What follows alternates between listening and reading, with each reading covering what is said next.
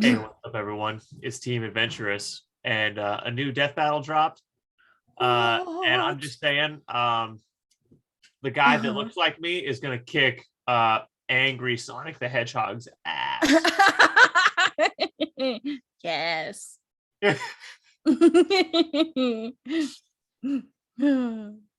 Wiz, hey, don't be mad, but I pushed some buttons in your lab and now I'm in cyberspace. Looking for that elusive dislike bar that's been missing for months, but look what I found instead. Beer.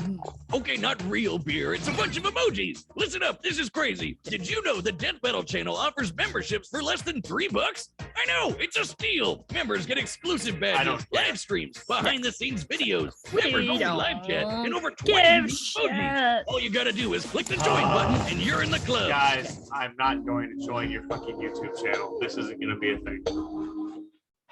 Especially not for some fucking emojis. Thor, the god of thunder. And Vegeta, the prince of all singing. Did I hit the record button? I did. Yes. Okay. And The I'm so stupid sometimes. sky shakes when they appear, and the earth trembles when they approach. No world can contain the power of the two gods of war. or their egos. He's Wiz and I'm Boomstick. Thor isn't the god of And war. it's He's our the god job of to thunder. analyze their weapons, Right. armor, and skills to find out who would win a Yep. death battle. He just so That's happens a- to use it for violence. Yeah. Thunder cracks. Yep. The heavens It's rumble. like, 'cause that's a lightning whole blinds other your dude. eyes. You look up to the sky and pray for mercy because Thor is angry.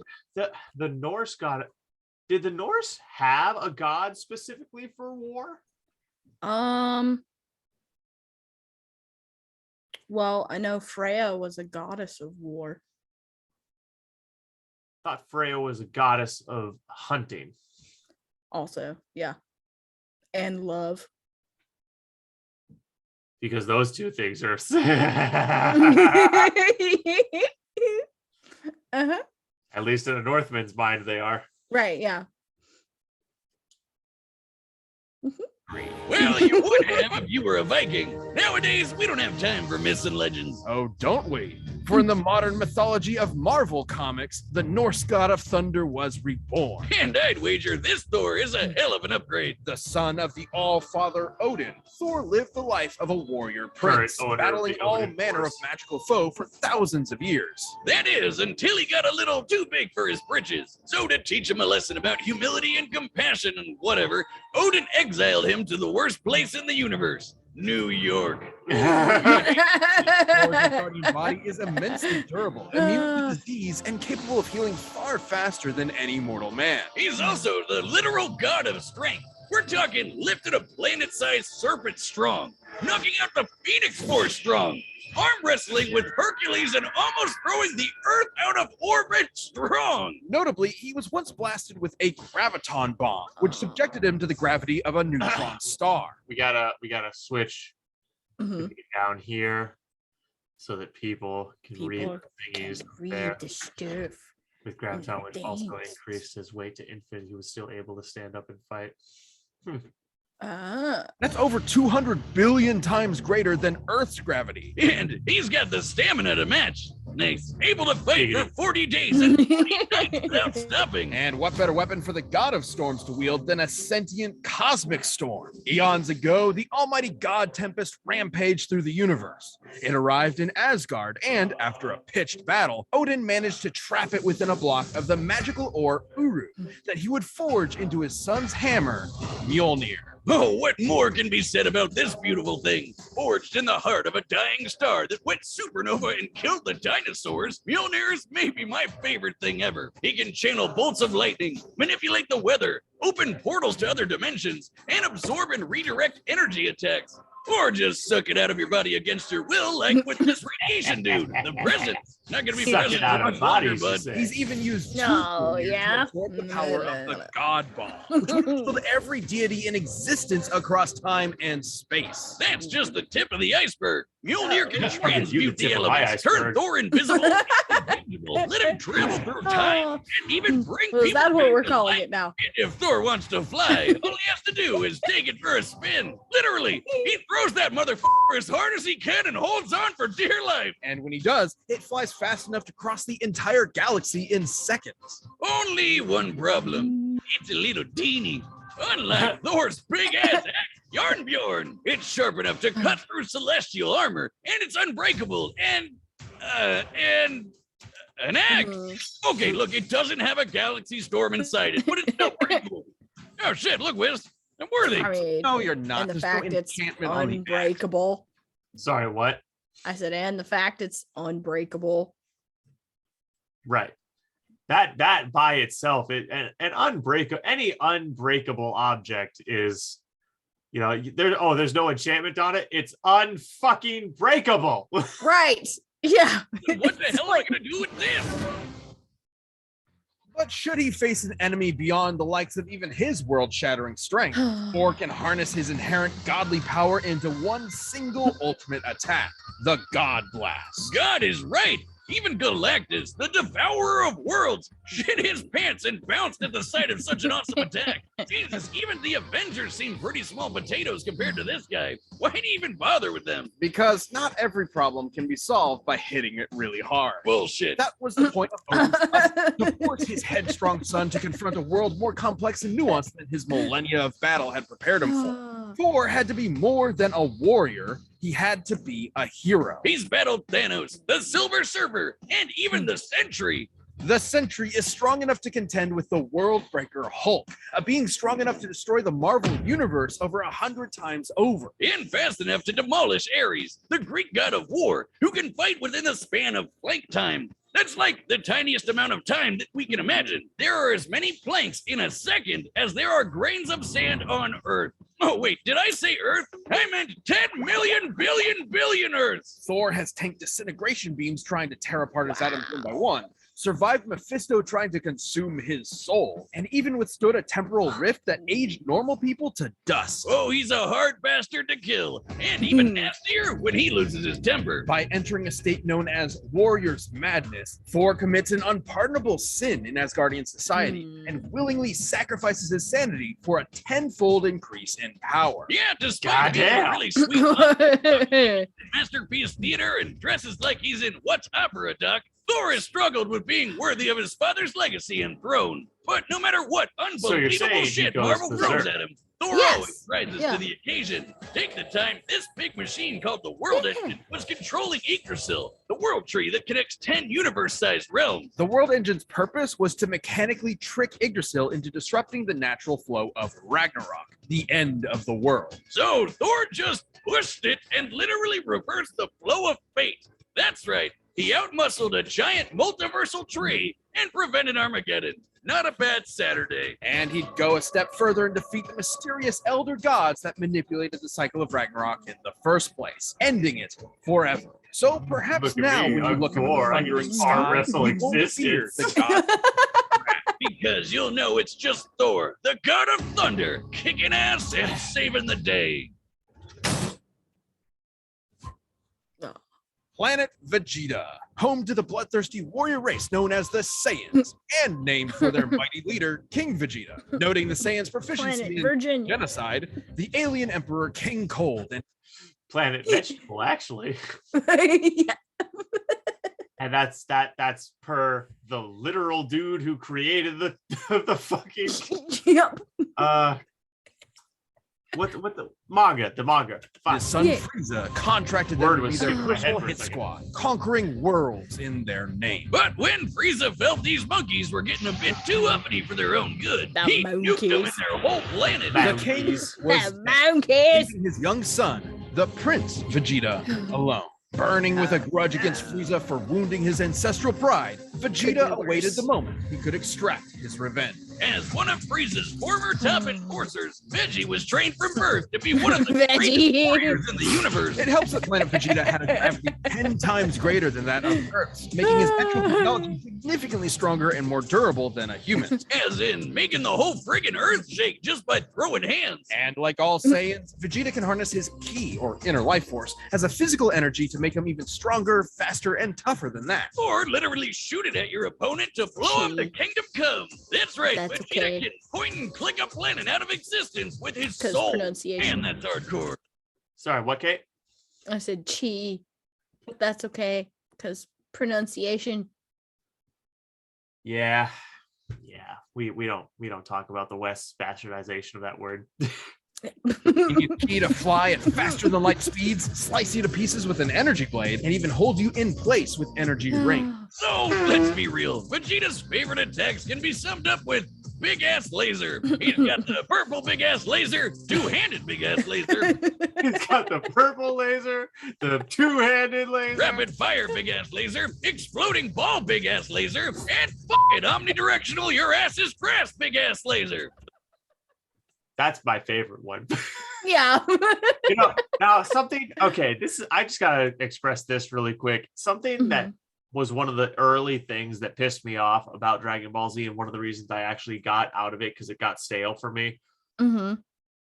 They make no distinction between the attacks. Like it's all just like they have, and they have different names, but it just looks like the same fucking thing.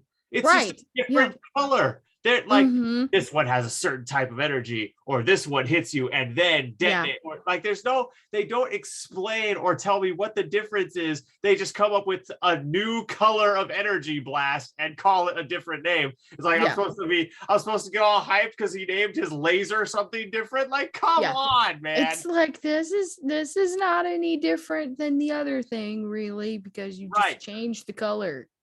Right. And we used to get original abilities. We used like the Destructo disc, the multi-form technique. In that one movie, Goku actually used a shield, a key shield, which was a dope. Like that should have been a thing that started popping up and being used more. Like there's so much possibility for the key-based combat in Dragon Ball Z, but it all ends up as generic laser blast. I'm like, dude, like, can we get like key swords? Can we get like, and we finally just like in the recent manga got like giant key, like what we get in Naruto, giant key battle form. Yeah.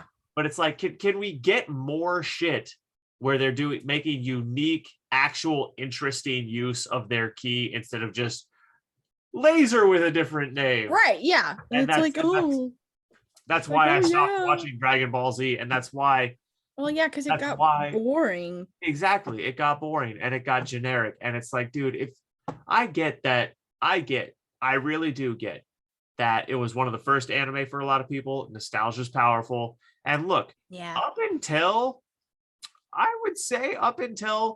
maybe even as far as the Buu saga, Dragon Ball Z was still good. But it just got so goddamn generic. Yeah. I mean, come on, man. Yeah, because I was like, these guys are getting tired. Right. I personally, I'm being generous with the Buu saga. Really, for me, I think Dragon Ball Z should have ended at like probably the Frieza saga, honestly. Like, probably should have ended at the Frieza saga. Like, because unless they were going to start actually doing some original shit, which, you would think with the introduction of space travel and everything, like they would have taken it in a new direction and actually started doing some interesting stuff and had some unique storylines instead of just really strong bad guy shows up. Right. They fight him. He almost wins, but then they pull it out. It's like, so original, Toriyama. It's like, wow. I'm on the edge of my seat. My butt plug's almost slipping out on how, because how on the edge of my seat I am. Let me just that back in there.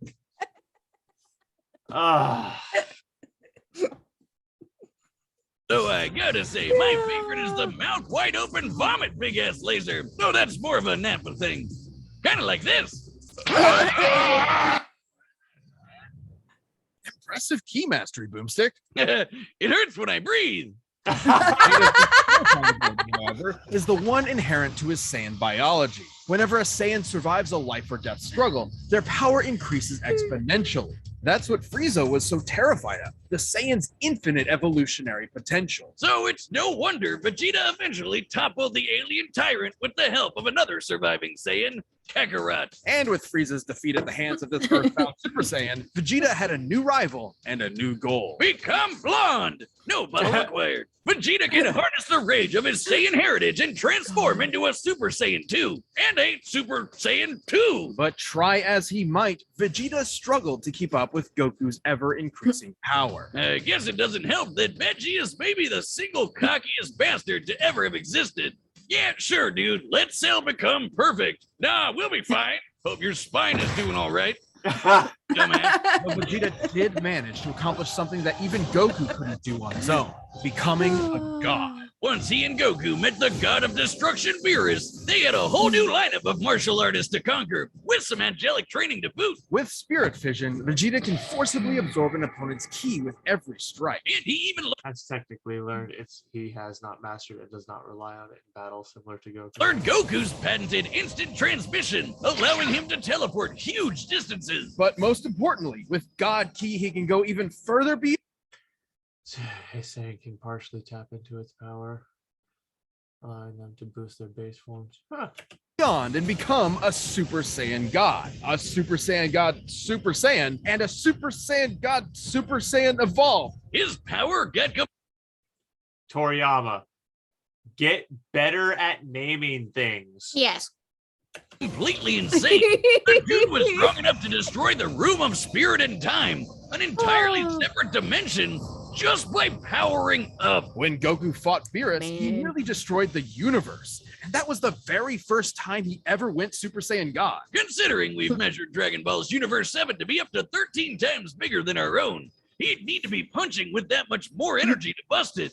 And since the shockwaves of their punches traveled across the universe in seconds, Goku would have had to be punching that fast too. And that's not accounting for Vegeta's training in various exponential transformations. When an amount of power is measured by how many universes it can destroy, that power itself becomes incomprehensible. Oh, we're not done. Vegeta can tap into the same monstrous energy Beerus has, destruction energy. And when he does, he can perform Hakai and erase your ass from existence entirely. It erases you physically, spiritually, and even temporally, as in it wipes you from time itself. Such is the might of a god of destruction. For when Vegeta wants to go one step beyond, he seizes that very power. He becomes a warrior fueled only by lust for battle. He becomes Ultra Ego. If Vegeta's head wasn't big enough before, his widow's peak probably has its own zip code by now. As the Now, I will say, Toriyama calling Vegeta's counter to Ultra Instinct Ultra Ego is so perfectly in line with Vegeta's character. There couldn't be a more fitting name. That is literally perfect. Wasn't big enough before. His widow's peak probably has its own zip code by now. I love that so much. Vegeta is a veritable juggernaut, able to absorb any hits that come his way and return them even stronger. It's wild this guy has a Napoleon complex. He's one of the biggest badasses ever to exist. In a way, failing to beat Goku was probably the best thing for him. Vegeta's whole life was spent rebelling against the humiliation of his race, trying to prove his worth by being the best. By contrast, Goku's self-improvement was never stunted by his ego and insecurities. In realizing that, Vegeta became more than a fighter, but a husband and a father as well, willing to sacrifice himself for what mattered most. And Vegeta got a taste of that himself when he hooked up with Bulma for some Super Saiyan sexy time. Getting to beat Frieza's Bulma probably didn't hurt either.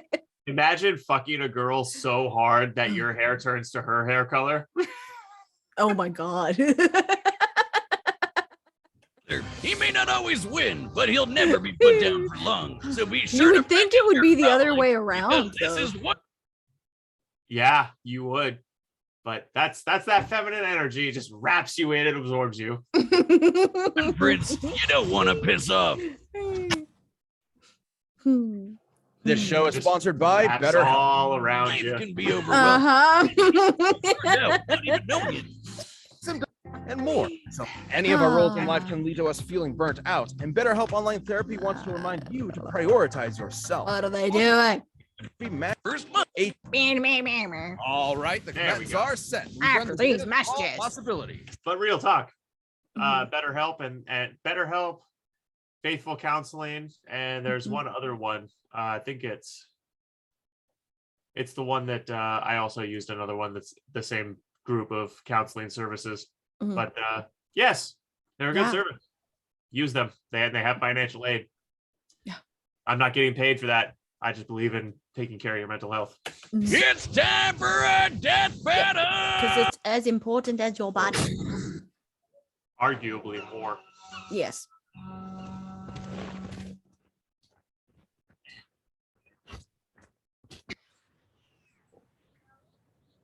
Watch this fight unbroken. Oh there, mighty warrior. What business havest thou upon earth? Throw that hammer at me again, and my business will be polishing my gloves upon your face.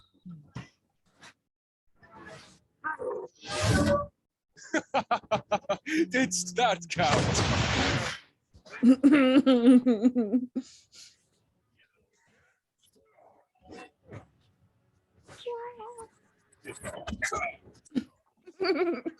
Damn little car. Thundercock! Ho! You face a god.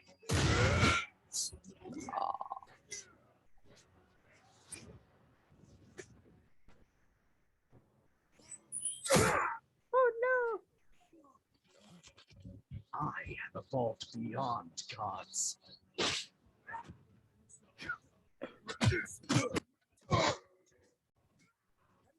Of all Saiyans, and you can burn it out! Big Bang attack!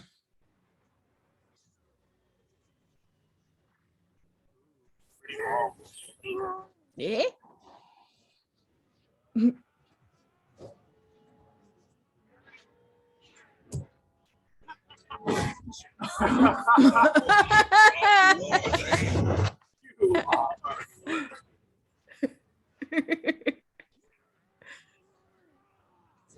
Oh.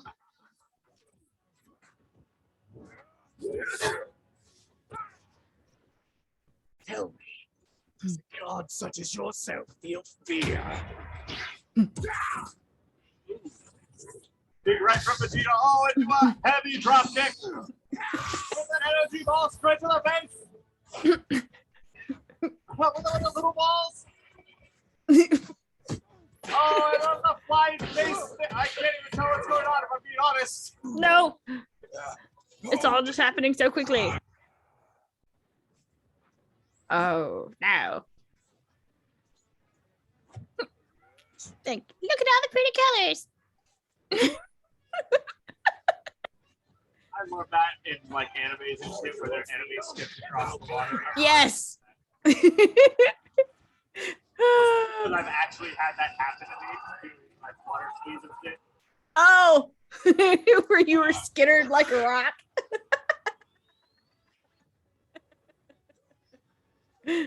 Oh, that's great.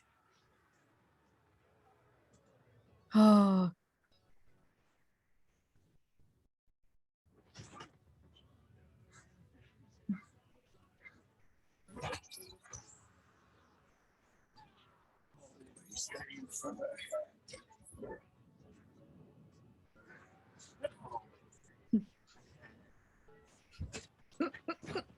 All of it. Oh, yeah, yeah.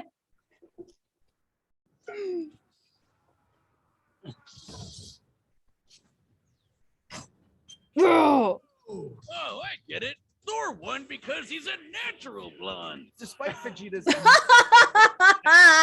God of Thunder had him outmatched You know that's right. Stuff, the big one. despite being up against the God of Strength. Vegeta actually matched up pretty closely with Thor. Both could output power far in excess of destroying a single universe. It's always tough to get an exact number for Dragon Ball Super's most powerful characters, but we can combine the size of Universe 7 with multipliers from Vegeta's transformations to get a rough estimate. It's important to note that Ultra Ego's power boost has never been stated, but we do know that Super Saiyan Blue Goku and Super Saiyan Blue Vegeta were roughly even in power. When Goku applied a Kaioken times 20 boost to fight Jiren, Vegeta kept up after going blue evolved, implying that both increases in power are roughly the same increase. Similarly, blue Vegeta matched base Top, and needed blue evolve to keep up with Top's God of Destruction form, which is extremely similar to Ultra Ego in theme and purpose. Given this is the best current example of a measurable form. Wow. Ultra Instinct Goku is still weaker than Broly. Fuck. Akin to Ultra Oh we can my. assume that Ultra Ego's boost in power, at least initially, could be extremely similar in terms of a percentage increase, making Ultra Ego's original state about 20 times more powerful than all. With that in mind, Vegeta at his peak could destroy a universe roughly 260,000 times over. And Thor was pretty close to that. Taking a look at the Marvel Universe's size, which has a radius of at least 1 trillion light years, as well as scaling to the Worldbreaker Hulk, Thor ended up only about 10 times stronger. Not terribly different, and it's definitely possible Vegeta's power could increase during the fight to match it. But even if he was stronger, it wasn't the only thing that mattered. Ultra Ego's damage absorption could only do so much against an opponent like Thor. Vegeta may have trained as a warrior from birth, but Thor has been fighting for millennia against a much wider variety of foes, allowing him to adapt to Vegeta fairly easily. And the fact that Thor was way faster gave him a lot of leeway to use that extra combat experience. Applying Vegeta's transformation multipliers to the shockwaves from Goku and Beerus' punches, Vegeta should be able to fight at nearly 300 quintillion times the speed of light. But scaling Such to bullshit. areas moving within blink time,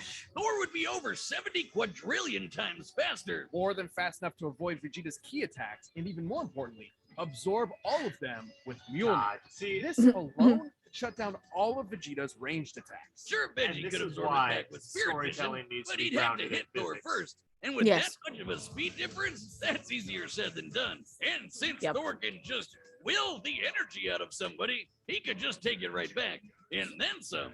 Even without absorption, Vegeta's key reserves are not infinite, and many of his battles have ended with him at low energy. He was exhausted by the end of the Tournament of Power, which lasted about 1 hour in total. Meanwhile, Thor fought an army for over a month straight. Theoretically, Vegeta could have ended the fight immediately with Hakai, if not for the fact that Thor has resisted existence erasure before, including physically, spiritually, and temporally. Meanwhile, Vegeta had no way to match the God Blast, which could have killed friggin' Galactus. And that guy has threatened the infinite multiverse with destruction just as a side effect of his battles. That's a level of power beyond anything we've seen in Dragon Ball yet, let alone Vegeta. Vegeta was never going to go down easy, but Thor's raw power, speed, and devastating godly abilities were too much for the Prince of All Saiyans. Vegeta beyond nearly won until Thor blew his mind. You might say that pun was kind of terrible. You don't do puns! We've talked about this! Finally. Well, winner is Thor. Yes. My thing. Yes, it is. Thank you for watching. By Who's clicking one of next? those. Oh, nice. Oh, nice. Huge douche versus other huge douche. Fuck yeah. Yes. Oh. I'm down to see that. I actually I haven't read the comic, but I watched the show that on Invincible, and I have not, however, seen the Boys? The Boys. I should probably pirate that. I'm not gonna pay for it. Not gonna do it. Of course. I'll yo-ho it though. I'll yo-ho it. Hey, content companies, I'm yo-hoing your stuff. You better come out and stop me. We'll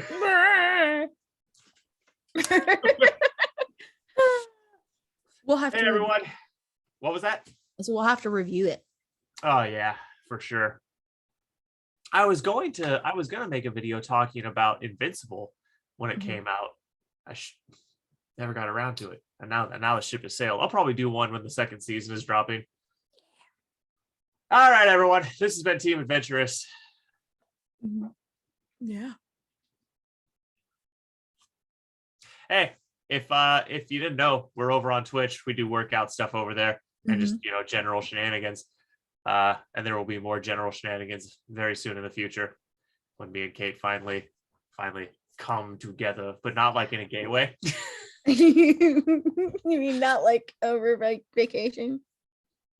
Shut up, Caitlin. So yeah, go ahead and do all the things, support us. Everything's down in the description if you want to give us any support, and it means the world to us if you do. And in the meantime, welcome to the adventure.